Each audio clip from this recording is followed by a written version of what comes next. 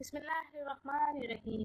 अस्सलाम वालेकुम, welcome to my channel Hasina beauty tips. I am doctor Manoor और मेरे चैनल पर आपको बहुत कुछ मिलेगा, like beauty tips, health tips और बहुत सारे वसाइल।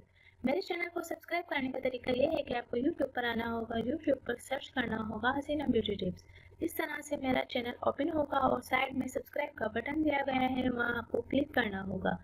जैसे ही आप उस पर क्लिक करेंगे तो यहाँ एक फोल्डर ओपन हो जाएगा और उस पर आपको ओके करना होगा।